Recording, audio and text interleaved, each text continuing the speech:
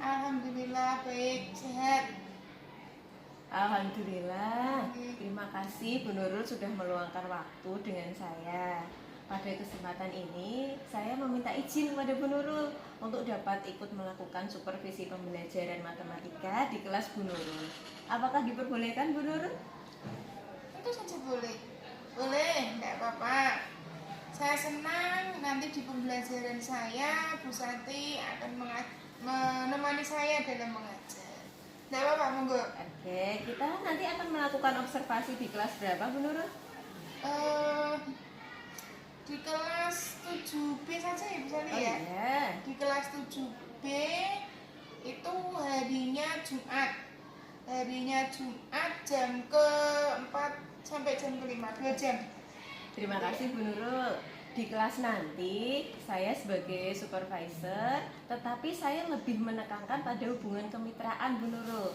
Tidak akan ada justifikasi apapun yang kita lakukan nanti dalam rangka peningkatan kualitas pembelajaran. Iya. Oke Bu Santi, saya akan semangat nanti untuk melakukan perubahan. Jika dalam pembelajaran nanti ada hal yang perlu diubah, disesuaikan untuk menjadi lebih baik. Baik Bu Nurul, ini adalah percakapan kita sebelum observasi di kelas Bu Nurul nanti. Ada beberapa hal yang ingin saya tanyakan.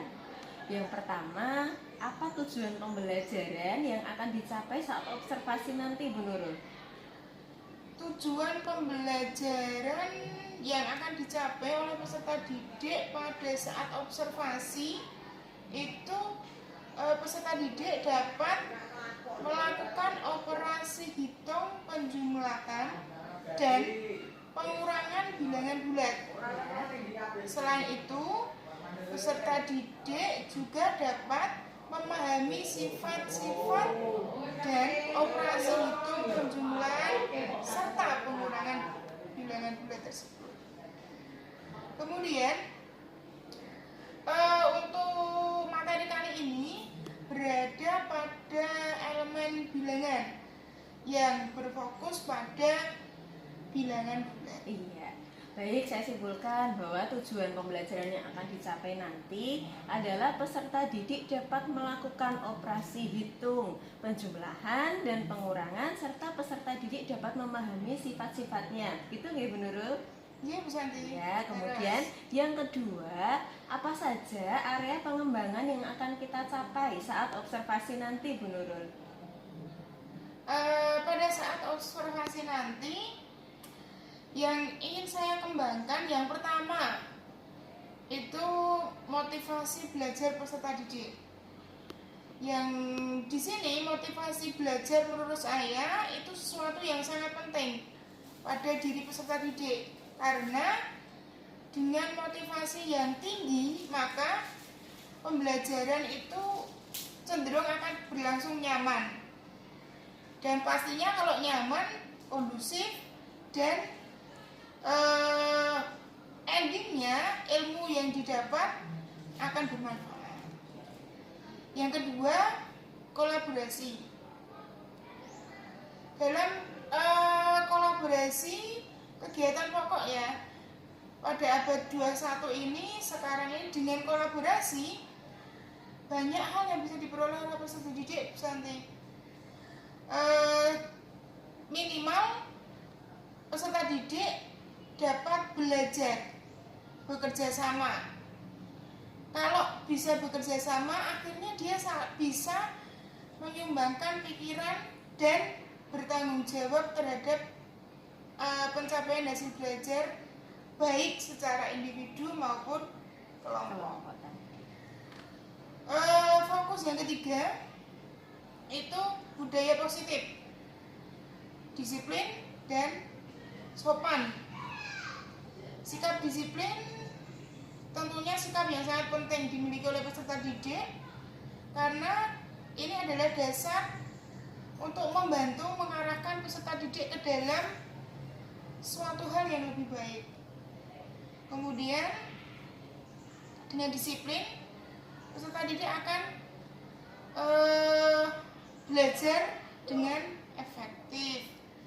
Kemudian sopan. Ya, sopan ini salah satu budaya yang telah disepakati oleh peserta didik. Yang terakhir tentunya tercapainya tujuan pembelajaran peserta didik yang dapat melakukan operasi hitung tadi ya, operasi hitung yang fokusnya pada pengurangan dan penjumlahan pada bilangan bulat serta sifat-sifatnya. Kemudian masalah-masalah yang terkait dengan materi yang saya berikan pada hari itu. Istimewa sekali Bu Nurul, saya sangat terkesan dengan area pengembangan yang akan dicapai serta filosofi di belakangnya. Jadi saya simpulkan bahwa area pengembangan yang akan dicapai pada saat observasi nanti ada 4. Yang pertama motivasi belajar peserta didik, yang kedua kolaborasi dalam pembelajaran, yang ketiga fokus perilaku disiplin dan sopan, serta yang keempat adalah tercapainya tujuan pembelajaran peserta didik dapat melakukan operasi hitung, penjumlahan, dan pengurangan bilangan bulat serta memahami sifat-sifatnya. Ya, betul Bu Santi. Iya. Selanjutnya, untuk dapat mencapai rencana pengembangan tadi, strategi apa yang sudah Bu Nurul persiapkan? Strategi ya? Iya. Ya, terima kasih. Strategi yang saya siapkan yang pertama itu menggunakan metode yang sesuai dengan anak, ya. Metodenya tanya jawab, tentu saja dengan pertanyaan-pertanyaan yang berbobot, dengan harapan dengan metode tanya jawab itu peserta didik dapat menjawab dan berani menyampaikan pertanyaan apapun dalam pemikirannya. Yang kedua, pembelajaran dengan metode kolaborasi. Metode ini saya ambil untuk mencapai area pengembangan kolaborasi dalam pembelajaran. Di sini saya akan memberikan permasalahan untuk peserta didik, kemudian diselesaikan secara kelompok karena kolaborasi tadi, nggih. Yang ketiga, dengan mengimplementasikan budaya positif di sekolah, Bu Santi. Hal ini saya sesuaikan dengan keyakinan kelas di kelas 7B yang sudah dibuat pada awal pembelajaran. Kemudian yang keempat adalah pemberian asesmen formatif yang diberikan yang memberikan data ketercapaian tujuan pembelajaran yang saya lakukan, Bu Santi. Ya, bagus sekali Bu Nurul. Berarti saya simpulkan bahwa strategi yang dipersiapkan adalah yang pertama menggunakan metode tanya jawab. Yang kedua menggunakan pembelajaran kolaboratif. Yang ketiga mengimplementasikan budaya positif sesuai keyakinan kelas 7B. Dan yang keempat adalah memberikan asesmen formatif. Betul sekali, Bu Santi. Iya, Bu Nurul silakan untuk mempersiapkan strategi yang sudah direncanakan tadi. Saya percaya bahwa perencanaan yang baik akan mewujudkan pembelajaran yang baik dan pengembangan yang direncanakan dapat tercapai. Terima kasih atas waktunya Bu Nurul. Sama-sama, Bu Santi.